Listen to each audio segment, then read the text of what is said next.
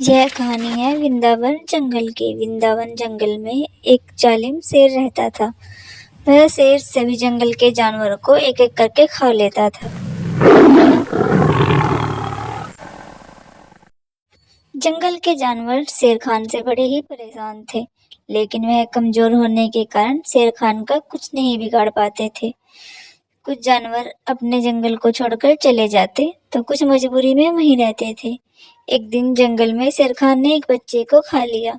यह सब हिरन दूर से ही देख रही थी। हिरन यह सब देखकर बड़ी ही घबरा गई और चुपचाप वहां से भागने लगी। हिरन को बड़ा ही डर लग रहा था शेर खान को देखकर। हिरन जैसे तैसे अपनी जान बचाकर वहां से भाग आई थी और जैसे ही वहां से आई, हिरन को दौड़ता हुआ देख बकरी बिल्कुल हैरान हो गई और बकरी हिरन से कहने लगी, अरे हिरन बहन, तुम इतनी घबराई हुई क्यों हो और इतनी तेजी पर क्यों दौड़ कर आ रही हो? बकरी बहन, क्या बताऊं, आज फिर शेर खान ने बकरी के बच्चे को खा लिया है। उसने उसे मेरे आंखों के सामने खाया, इसलिए मुझे बड़ा ही डर हो रहा है। ना जाने ये शेर खान कब मरेगा, हमें इस शेर खान से कब छुटकारा मिलेगा। इसने तो हमारा जीना मुश्किल कर दिया है, इसका हम सामना भी नहीं कर सकते। ये जालिम हमें खाता जा रहा है, पता नहीं अब हमारा क्या होगा। बकरी बहन, तुम फिक्र मत करो, एक ना एक दिन ये जरूर मर जाएगा जब हम इस जंगल में आजाद घूमेंगे। ऐसे ही धीरे धीरे कुछ साल बीतते जा रहे थे। कुछ साल बीतने के बाद शेर खान अपने जंगल में थका हारा बैठा हुआ था। न जाने क्यों जंगल का शेर अब कमजोर होता जा रहा था। अपनी कमजोरी को देखकर शेर खान बड़ा ही परेशान था। अब मैं बूढ़ा होता जा रहा हूँ, ना जाने अब शिकार कैसे करूंगा। अब मेरे लिए शिकार करना भी मुश्किल है। अब तो मुझे कुछ ना कुछ हल जरूर निकालना ही पड़ेगा। शेर खान को उदास बैठा देख उसका मित्र लोमड़ी उसके पास दौड़ती हुई आती है।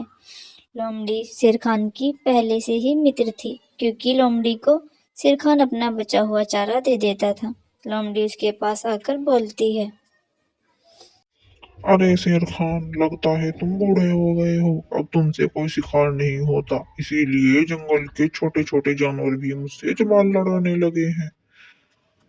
दुष्ट लोमड़ी, बकवास मत करो, मैं अभी भी जवान हूँ, मेरे सामने जबान मत लड़ाओ।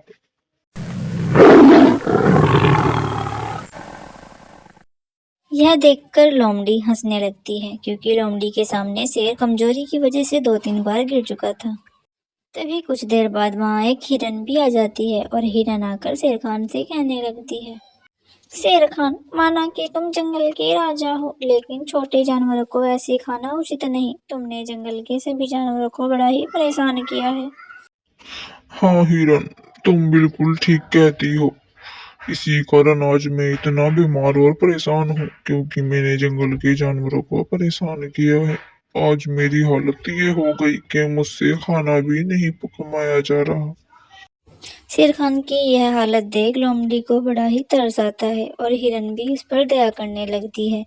तभी वे सब जाकर एक योजना बनाते हैं और एक सभा जंगल में आयोजित करते हैं। माना कि शेर खान ने हमारे साथ बुरा किया है, लेकिन इसका मतलब ये नहीं कि बुरे के साथ बुरा होगा।